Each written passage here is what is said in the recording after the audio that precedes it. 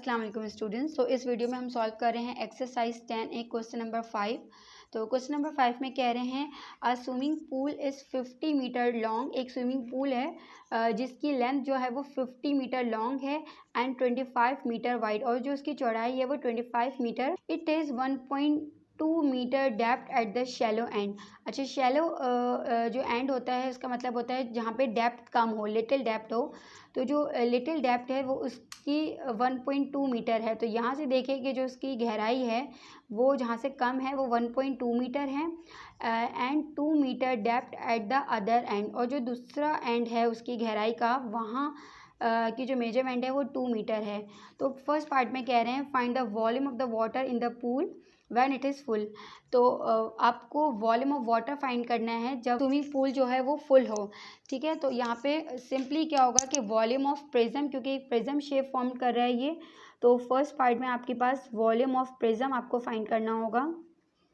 और volume of prism के लिए अगेन मुझे फाइंड करने होगी सबसे पहले बेस की आइडेंटिफिकेशन। ठीक है, volume of prism is equals to base area multiply by height. तो बेस एरिया के लिए मुझे बेस को आइडेंटिफाई करना है। तो यहाँ पे देखें बेस की आइडेंटिफिकेशन कैसे होगी। जो इसके अबव साइड पे है वही आइडेंटिकल शेप इसके बॉटम साइड पे नहीं है। इसी तरह से ये वाली शेप जो है ये थोड़ी सी इलोंगेटेड है, जबकि ये वाली थोड़ी नैरो है। तो ये भी इस साइड से पैरेलल आइडेंटिकल नहीं है। लेकिन अगर हम इस साइड को देखें तो ये वाली साइड जो है वो पैरेलल और आइडेंटिकल इसके अपोजिट साइड पर जो है वो फॉर्म्ड हो रही है। तो ये आपके पास बेस हो गई। और अगर इस फिगर को हम देखें तो ये फिगर आपके पास 4 साइडेड फिगर है, 1 2 3 4। और ये 4 साइडेड जो है ये ट्रेपीजियम फॉर्म कर रही है। ठीक है, यहाँ पे मैं लिख देती हूँ ये ट्रेपीजियम है, क्योंकि इसकी 1 पेयर ऑफ पैरेलल साइड से तो ये ट्रेपीजियम फॉर्म कर रही है।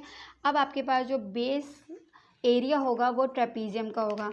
तो यहाँ पे आप फाइंड करेंगे बेस एरिया, जो कि बराबर होगा एरिया ऑफ ट्रेपीजियम। ठीक है, और एरिया ऑफ ट्रेपीजियम जो है वो बराबर होता है half A plus B. A plus B का मतलब है sum of parallel sides multiply by height, और ये हाइट ऑफ ट्रेपीजियम है।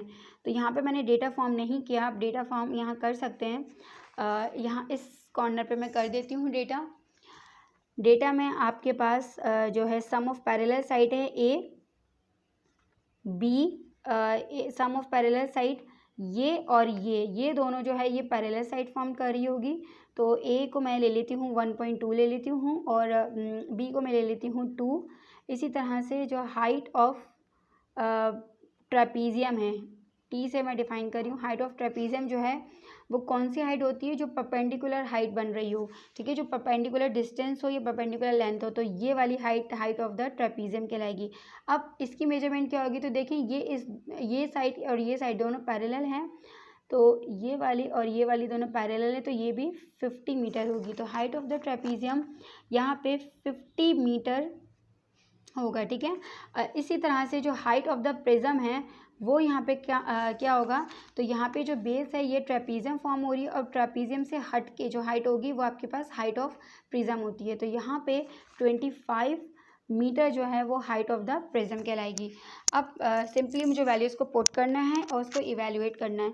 तो half sum of parallel sides 1.2 plus 2, ठीक है, multiply by height of the trapezium. तो यहाँ हाइट ऑफ द ट्रेपीजियम 50 है।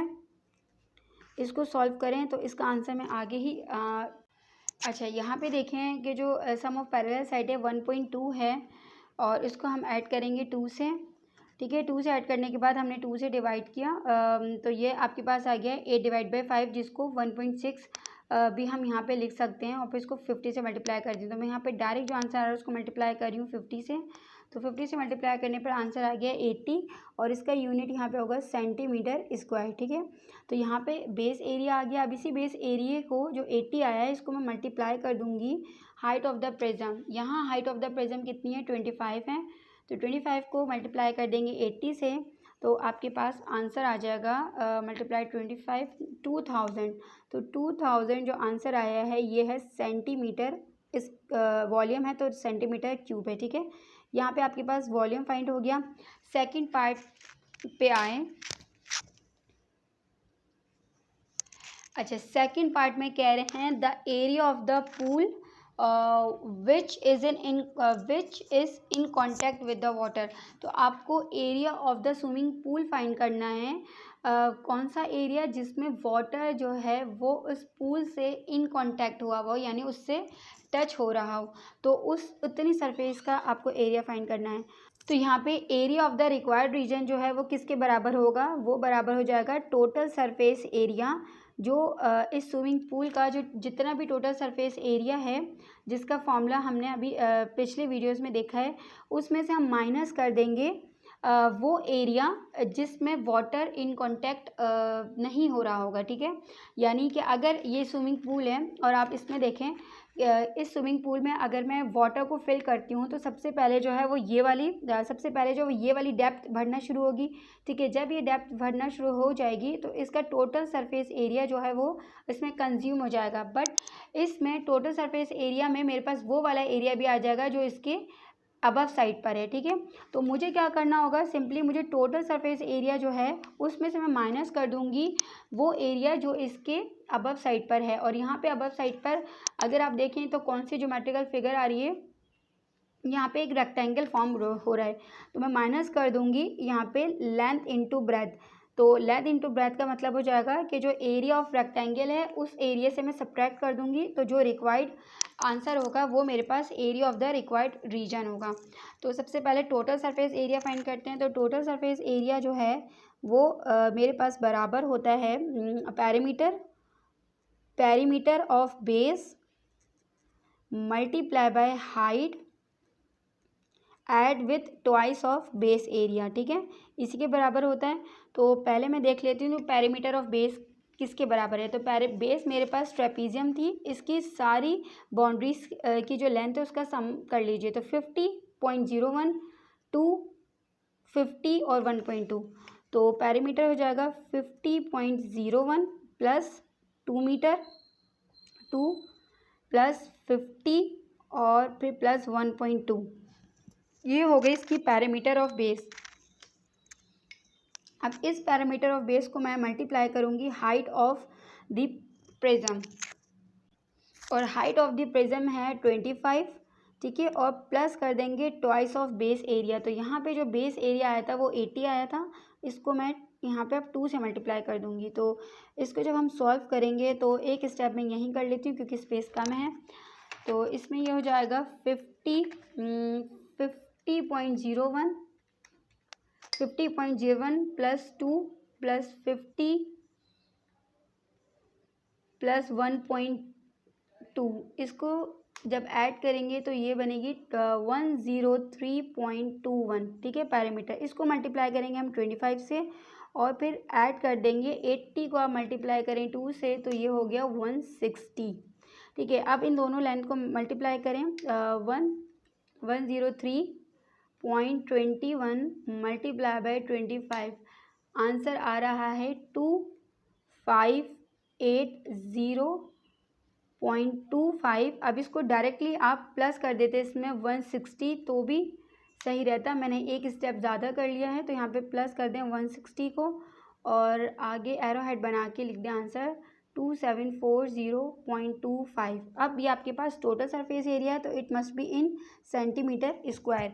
तो ये टोटल सरफेस एरिया तो फाइंड हो गया। दूसरा मेरे पास एरिया है उस रेक्टेंगल का जो मैं इसमें से सब्ट्रैक्ट करवाऊंगी। तो यहाँ पे लेंथ इंटू ब्रेथ है, तो लेंथ इंटू ब्रेथ बराबर हो जाती है, लेंथ इसकी है 50 और ब्रेथ इसकी है 25। तो 50 multiply by 25 is equal to 50 multiply by 25 is equals to 1250 और ये भी सेंटीमीटर स्क्वायर में है। तो जब टोटल सरफेस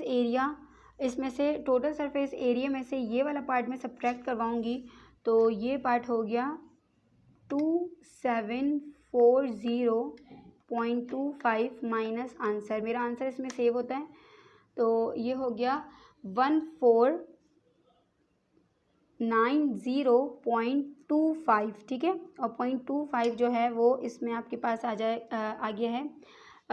ये है एरिया ऑफ रिक्वायर्ड